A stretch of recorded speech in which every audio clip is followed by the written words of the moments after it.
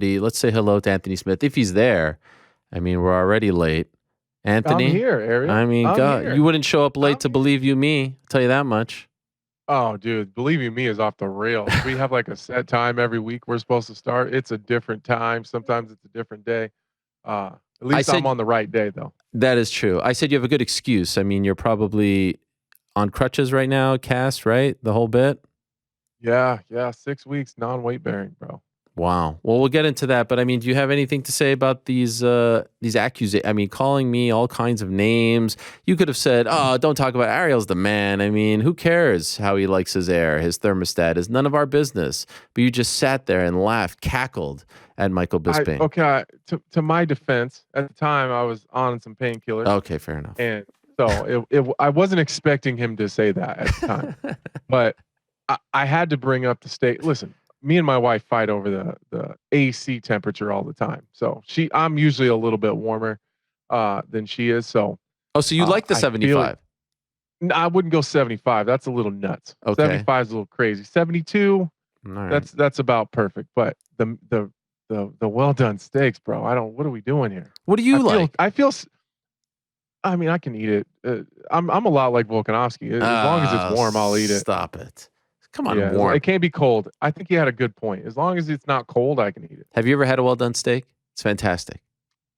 No, it's not. You're just. I feel bad for you. I'm not trying to judge you. I just Yeah. feel bad. Like you're missing out on, like you've never had like a A5 Wagyu steak, medium rare. Oof, disgusting. The Are you the kidding me? flavor you're missing out on here. The blood. I'm missing out on. I have enough blood in my body. I don't need someone else's blood. That's where all the nutrients are, Oh bro. yeah, no thanks. No thanks. I'm good. I'm good. All right, all right. Anyway, we'll get past all of that. But I appreciate you guys. We'll try.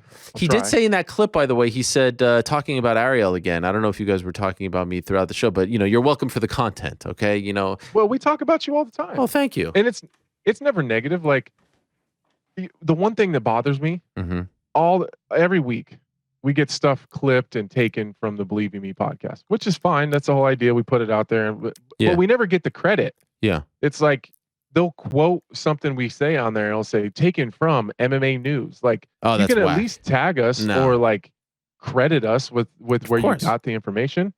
So anytime we talk about something like, so and so said this on Ariel's show or Ariel reported or so we talk about you a lot. Thank you. And we just credited you guys. I don't know if you saw it, but like we credit, that's the way we like to do things here. How are we feeling?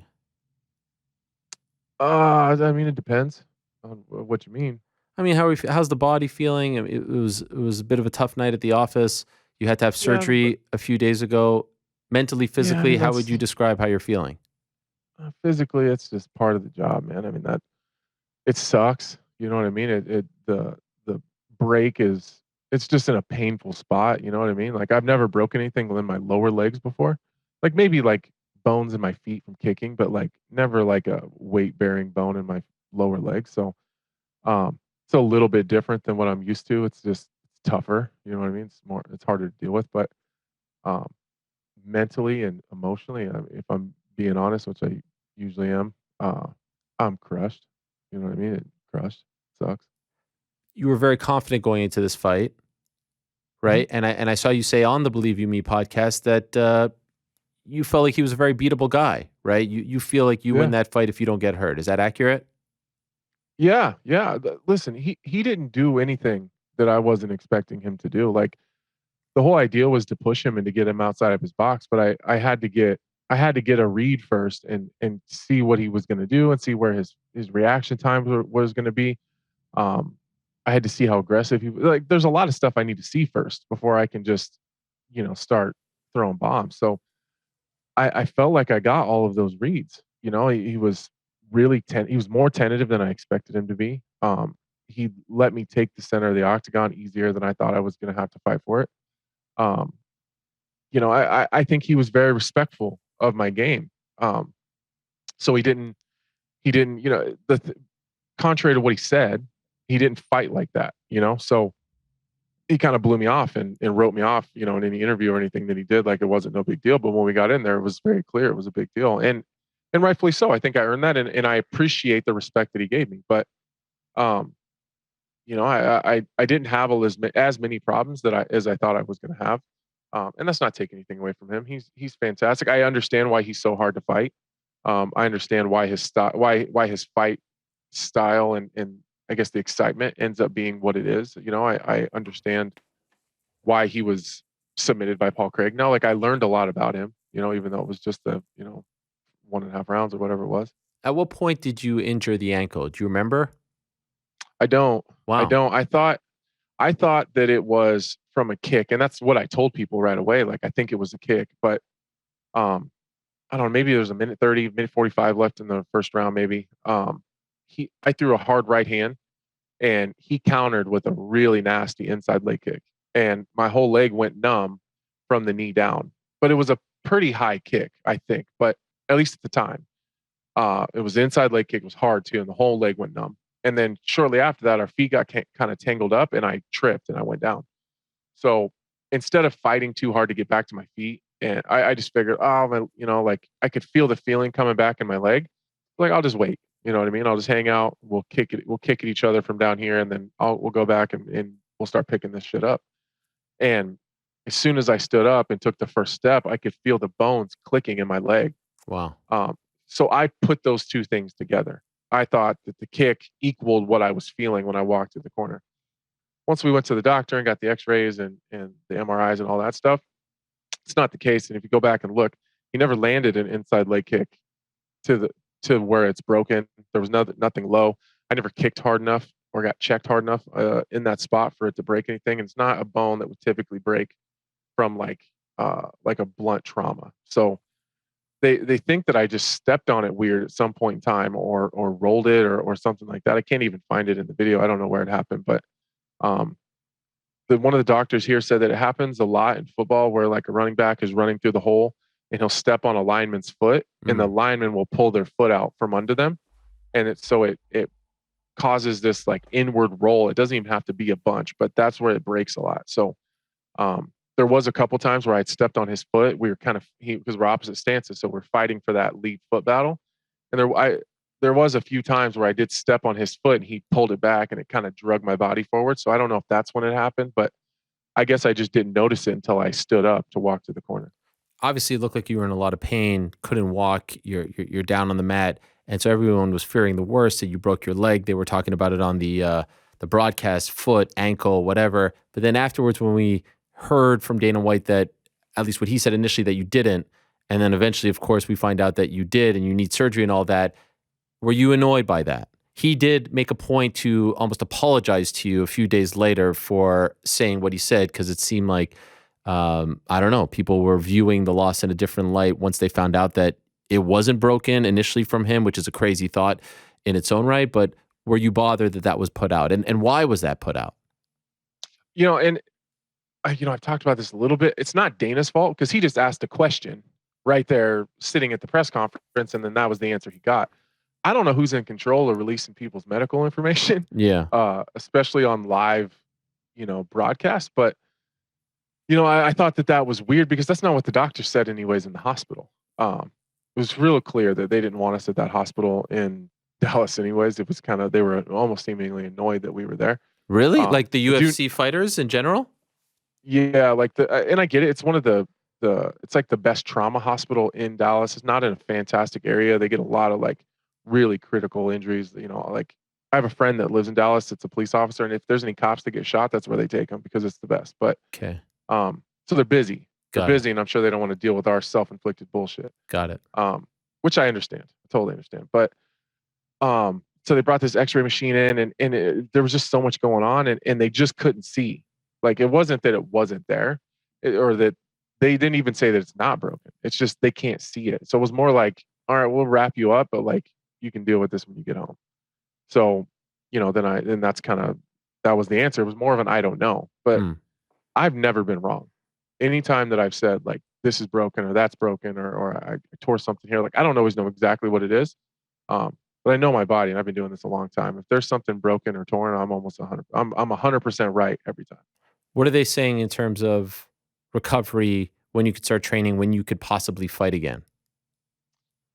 Well, fortunately, there's not any really bad tears. There's a couple small tears around the break just from it breaking, but nothing super serious. That even when they were in there, they didn't even fix them. You know, they didn't require surgery. So um, it's 6 weeks, not weight bearing, and then whatever it takes to rehab after that. So we're going to do the best we can to try to not lose any, as much strength in my leg and get all the atrophy and the weakness and speed that second process up. So it's just tough being able to really do anything, and it's going to be a rough process keeping the strength in my leg without weight bearing. It's just hard to do. So um, I don't know. I would say if I had to guess, I know me, I'd probably say 10 weeks. I'll be back to training. So I know, we've talked about this off the record, talked to your manager, Lloyd, about this as well. I knew that you were coming to the end of your contract with UFC, and that raised the stakes in this fight. And then I'm watching the weigh in show on Friday, and the great Laura Sanko breaks the news that the night before you had re signed with the UFC. And so I'm, texting, I'm not texting you, I'm not bothering you, but I'm asking, is this true, Lloyd? Is this true? Great. Oh, wow. So, I know that there was a bit of a game being played, and I was happy to hear that you got a deal that you were happy with. Did you consider? Could you tell us why you decided to do that? And did you consider fighting it out, just going to the very end and quote unquote testing the waters like some others have done as of late? Yeah, I was going to. That was the plan. And I don't know what it is about a lot of these other negotiations and maybe some of this other stuff that happens with other fighters. There wasn't like a lot of animosity. It was just at the time after my last fight, we just couldn't come to terms, and like we couldn't just agree on anything. And it wasn't like, well, you suck and I hate you. And like for the most part, it was pretty chill. Like they came to the table, I came to the table, like neither one of us could agree.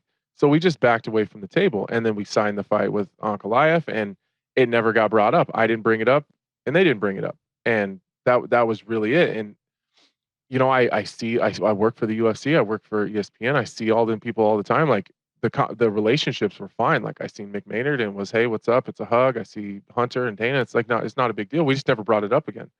Um, and then Tuesday, I just assumed like, okay, we're gonna fight, and like I never go to the media and talk about my personal contract stuff. So like I know that people get mad about this, but I do believe that there is something to be said for that. That I don't go to the media and try to negotiate through the media, and I don't play that game where I'm going to talk shit and get angry and hope that the media is going to help me out, or that the fans are going to clamor for something and Dana's going to all of a sudden be like, no, we got to pay him. Like, it just doesn't work like that. I've never seen it work.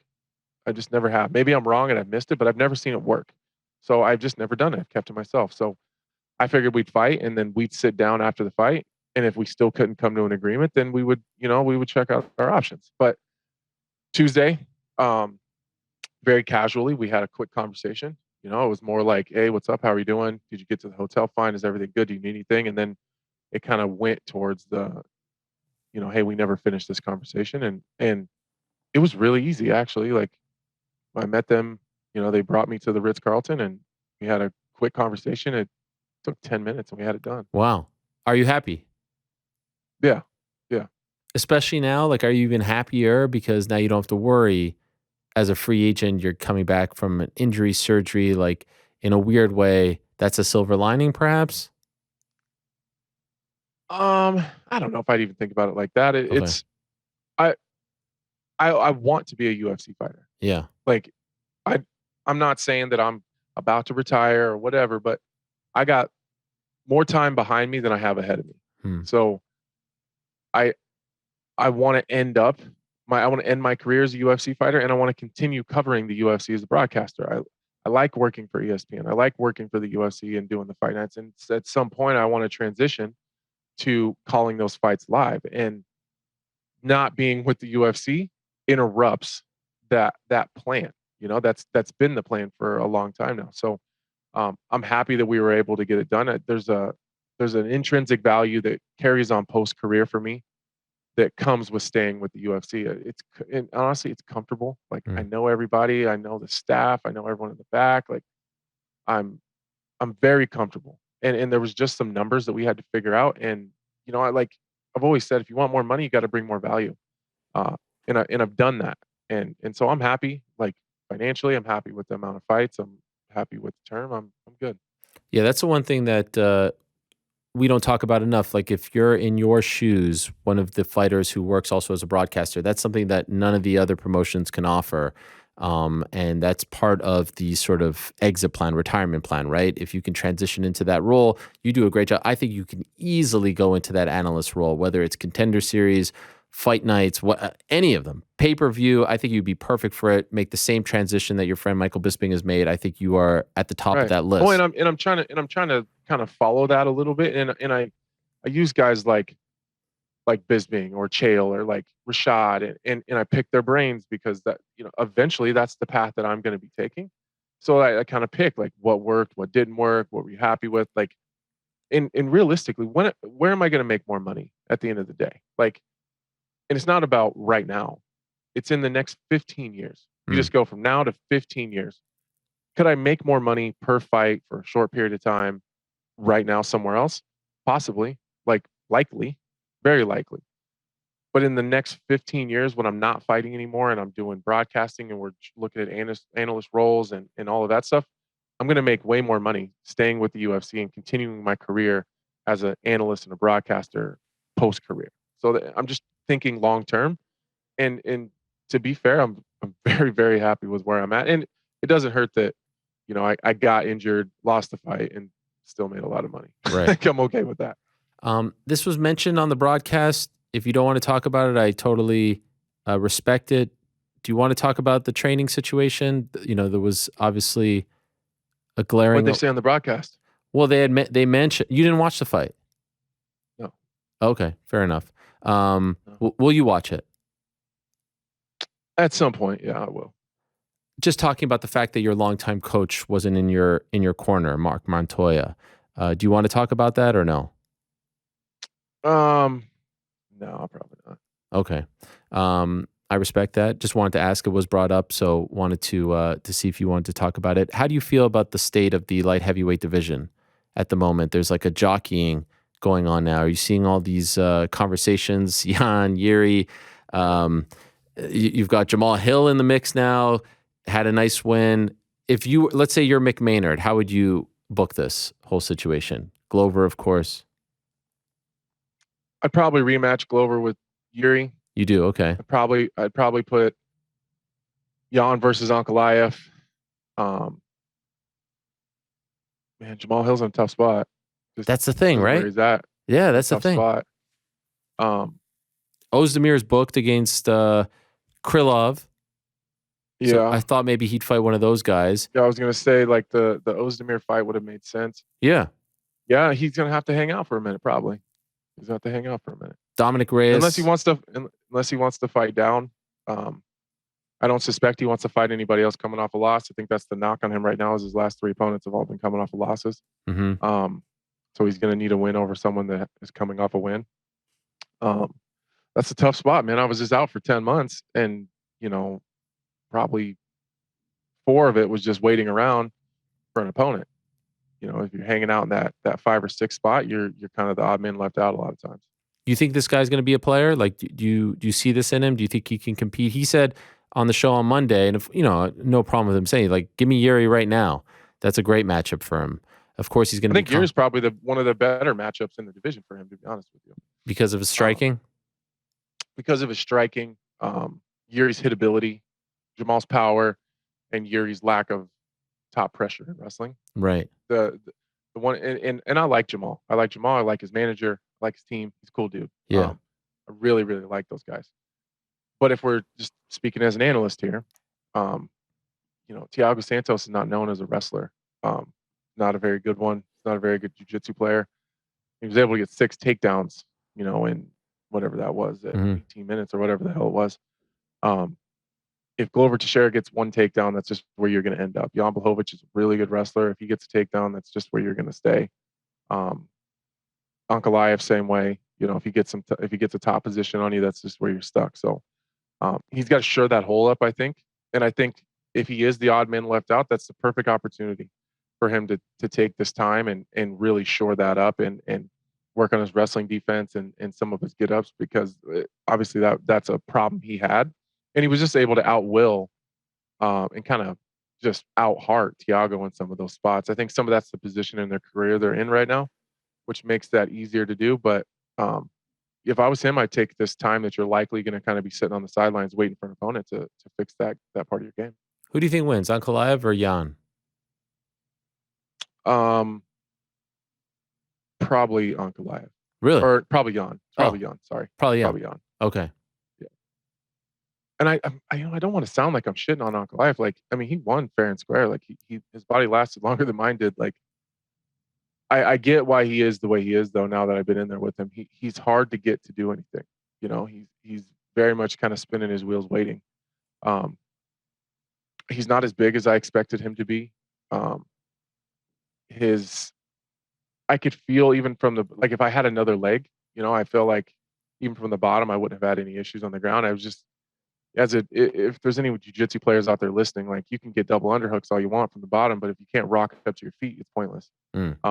I just didn't have anywhere to push off of. I couldn't even get deep on the takedown because I couldn't drive in. And, you know, but I felt like had I had another wheel, I would have been able to do those things. You know, again, credit to him. He got the win. He deserves it. But I've always had a lot of respect for Jan Blachowicz. I really have. And I think he's better. Maybe the timing works out here. I don't know. We've got a few ways, a few weeks, months to go. But I thought it was nice to see your old foe, Alexander Rakic, send you some love. Did you see that? Yeah, we DM'd on Instagram a little bit, too. Wow. How about that? Yeah. Yeah, I thought that was cool. Man, I'm kind of turning over a new leaf. It's just, I think when you strip away all the competitive tension and you strip away all that stuff, a lot of these guys I would probably get along really well with outside of here. And from what I understand, Bisping he just raves about Rakic, about how nice of a guy he is, yeah, and how how lovely he is to be around. I'm sure I would have that same experience if we didn't have this competitive tension. But when you strip that away, when there's injuries and like, I didn't want to see him get hurt. right. You know what I mean? I don't want him to be out and not able to chase his dream and make money and support his family. And I don't think he wants the same for me. So, you know, he reached out, and so I sent him a nice message thanking him, and then we kind of went back and forth and seeing how he was doing with his recovery. Sounds like he's doing well. Perfect punctuation in that message, right? It was. It definitely was. Dude, I even had an opportunity to shit all over Luke Rockhold the other day. Totally passed it up. Wow. Totally. I don't know. I've seen what was the opportunity? Oh, I don't remember what it was. Someone asked me a question about him, like what I thought of his fight and him coming back and all that stuff. And I don't know. I've seen a couple interviews from Luke recently, and he just seems a little bit different. Yeah. Seems a little bit more down to earth. I don't know how down to earth he's capable of being, but he seemed much different than I had seen him in the past in that interview. And seems like he's had some things happen to him and maybe gave him some perspective in life. I don't know, just a little less arrogant, you know, like just a little more real. Like he seemed like a real person. Growing up, maturing, evolving. Yeah. And I don't know. I'm kind of past it, you know, like rooting for Luke. You're rooting for Luke next week? I'll pick Luke for sure. Oh, wow. I hope the fight happens. I don't know if I don't really have no shit. I don't really have a dog in that fight. Right. But while I'm doing picks, I'll definitely pick Luke for sure. Can I ask you this? Like you mentioned something right before, and I don't think that we pay enough attention to this because it's always like, who's fighting this week? It's Jamal Hill and Thiago Santos, and then it's Cheeto versus Cruz, and then it's Leon versus. It's like it's a freaking treadmill at level 20. But we never stop to think you are an athlete in the prime of your life, tip-top shape, doing things to your body that we couldn't even dream of doing, like the stuff, the wear and tear. And now it all comes to a full stop, right? And like you just have to sit at home and you can't do anything. Yeah. How do you pass the time? What do you do to pass the time? How do you not drive yourself crazy? Because literally 2 weeks ago, like you were shredded, you were ready to go, all this stuff, and then it all stops. What do you do? Oh, it's terrible. It's terrible. You just got to, especially when you're injured. Like if you're just on the sidelines, you're not going to be fighting for a while. You can find lots of stuff to do. You can train. You can focus on getting better. There's a lot of things you can do. But when you're injured and kind of laid up, it's awful. There's nothing. Not drink beer. Like wow. Fortunately, yeah, just chill out. Fortunately, I have the analyst stuff, so I'm working the next 3 events. Really? So I have a lot of How are you going to get there? Going flying on crutches. Oh yeah. Oh man, Oh yeah. Yeah, it's no rest for the wicked, bro. that's going to be I'm right. exhausting. It is. It is. God But I'm going to bless. San Diego, Okay. then I'm going to Salt Lake City, and then we got a week off, then I'm going to Paris. You're going to be So, flying all over the place to Paris with a cast yeah. on? Yeah. Yeah, it sucks. That's going to be, are you going to at least I get like, mean, that wasn't the I mean, it wasn't the sure, plan. sure. Is that bad for you though? Like, isn't that maybe, I don't know, for the legs, Oh, swollen? I guess we'll find out. no, the doctor, the only thing he was worried about was blood clots. So Right. I'm on a blood thinner. Oh, Um, geez. yeah. So I'm a little worried. I'm pretty busy just with study, you know what I mean, with research and film study, and so that keeps me a little bit busy. I got 4 kids too, so Yeah. that's they just started school today, so Oh, wow. um, yeah, it's crazy. It's early, right? Early. Yeah. It's Yeah. August 10th. So yeah, they keep me pretty busy. But if I was just a single dude, no kids, and nothing else to do, I would go insane.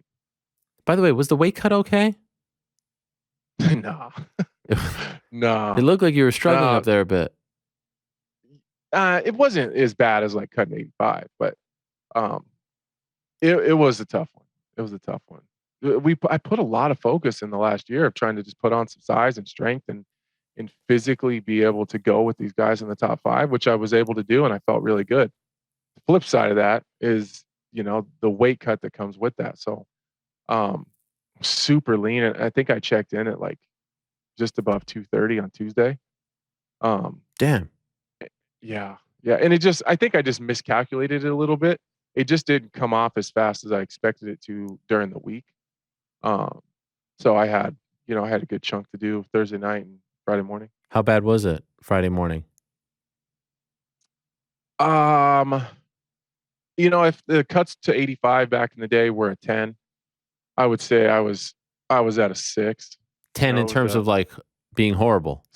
yeah, It yeah. was I that was at bad? like It was at a 10? no, no, no, no. The cuts to 85 were at a 10. Got it. Yeah, yeah. No, I that's would what I mean. say, I didn't realize 85 was that bad for you. oh yeah, there was several times when I was cutting 85 that I wasn't sure I was going to live. Really? Yeah, it was bad. Like I used to have to kneel in the back behind the curtain for a long time, Oh, and then I'd have to hurry up and stand and they like if they had the little weird scale, yeah, yeah. they would have to put it exactly where I said that I was on the check scale, because if I had to stand there any longer and let them fuck around with it for too long, I'd pass out. Oh my So gosh. they would Jesus. say like, "What does he think he's at?" And then I tell them like, "I'm right on 186, like on the dot." And then I'd kneel, and I'd have to like kneel with my head up. And as soon as I stood, my coaches would get me up. I'd stand on the scale, and that's why I was rushed to the back, because I wasn't going to be conscious much longer. Whoa. Like I couldn't even walk from my hotel to the scale. Like it would take me, if it's a 5-minute walk, it'd take me 15 minutes, because every 5 steps or so I'd have to kneel because I was trying to stay conscious. And this one, was this the worst at 205 that you've had as of late? Oh yeah, yeah. Wow. I wouldn't even say it was really bad. It was just a big weight cut. It was just the first big one I've had at 205. Do you think the But time I off felt really good. hurt? What? The time off? No, no, it was just the extra muscle and size I put on. Okay. It was just I think I just misjudged it through the week. Like the UFC asked me several times, like I think they were like, Jesus, man, like you checked in it pretty heavy. And they kept saying, like, do you want us to help you? Like, do you want us to monitor this? Blah, blah, blah, blah. And I just kept saying, no, no, no, no, I got this. I've been doing this a while. And so I kind of blew them off as far as letting them manage it. Mm-hmm. And I think I just misjudged it. 230. But Have it you? was fine. I think I did from Thursday night to Friday morning, I think I did 14. I cut 14. Damn, but 205 on, 230 on Tuesday, huh? Yeah, and I was back to 205, or I was back to 230 Saturday. Come on. Mhm. Holy smokes. What did you do? I just rehydrated Wow. and ate. Yeah. When I fought Rakic was the one that actually made me really decide that I needed to put on some size, because he was so strong and so heavy. And that was the first time I'd ever felt like I just got stuck because someone was so much stronger than me. I've obviously been in there with really good guys and Right. guys that are crazy technical, and you just get behind and you're stuck. But um, he was so strong. And then um, I kind of cheated. I looked at when I was in the back after the fight and they were checking me out. they they have your fight night weight Uh, written down, and he was like 238. wow. So like mine was there on top, and they put him in pairs. So I just slid his paper over. I just slid mine off the top, and he was like 238, What were you that night? like 210. Come on. Wow. Yeah, So is yeah, 230 the heaviest you've been in a while? yeah, yeah. Wow.